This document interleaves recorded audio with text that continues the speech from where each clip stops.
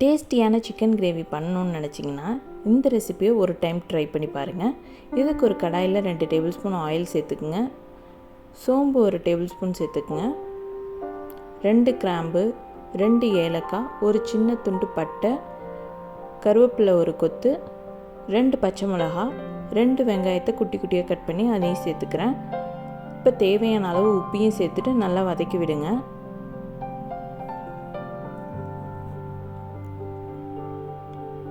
இப்போ வெங்காயம் நல்லா வதங்கி வந்துருச்சு. இப்போ 1 டேபிள் ஸ்பூன் இஞ்சி பூண்டு பேஸ்ட்டு சேர்த்துக்கிட்டு நல்லா வதக்கி விடுங்க.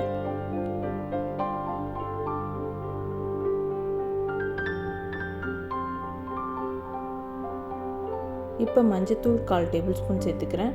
மிளகாத்தூள் 2 டேபிள் ஸ்பூன், மல்லித்தூள் 1 டேபிள் ஸ்பூன், ஜீரகத்தூள் 1/4 table spoon, garam masala 1/4 table spoon சேர்த்துட்டு இதை நல்லா கலந்து விடுங்க.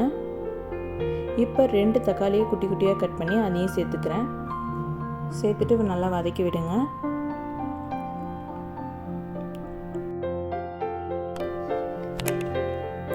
இப்போ இது கூட 3 டேபிள் ஸ்பூன் தயிர் ஆட் பண்ணிக்கிறேன். தயிர் ஆட் பண்ணிவிட்டு நல்லா மிக்ஸ் பண்ணி விடுங்க. எண்ணெய் பிரிஞ்சு வர வரைக்கும் வதக்கி விடுங்க. இப்போ நான் எண்ணெய் பிரிஞ்சு வந்துருச்சு. இப்போ 1/2 kg சிக்கனை இது கூட சேர்த்துக்கிறேன். சேர்த்துட்டு இதையும் நல்லா கலந்து விடுங்க. இது கூட இப்போ 2 கிளாஸ் வாட்டர் ஆட் பண்ணிக்கிறேன். இப்போ நல்லா கொதிச்சு வரட்டும். இப்போ கொதிச்சிருச்சு. இப்போ ஒரு மூடி போட்டு மூடிட்டு ஒரு 15 நிமிஷம் வேக வைங்க. இப்போ நல்லா சிக்கன் வெந்திருக்கும். இது கூட 1 கிளாஸ் திக்கான தேங்காய் பால் சேர்த்துக்கிறேன். பெப்பர் 1/2 டேபிள் ஸ்பூன் சேர்த்துக்கிறேன். சேர்த்துட்டு நல்லா மிக்ஸ் பண்ணி விடுங்க. இப்போ ஒரு மூடி போட்டுட்டு 5 நிமிஷம் வேக வைங்க.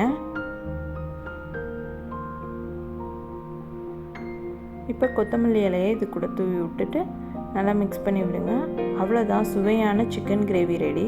கண்டிப்பாக இந்த ரெசிபியை ட்ரை பண்ணி பாருங்கள். கண்டிப்பாக உங்களுக்கும் பிடிக்கும். இந்த ரெசிபி பிடிச்சிருந்தா என்னோடய சேனலை மறக்காமல் சப்ஸ்கிரைப் பண்ணுங்கள். பாய்.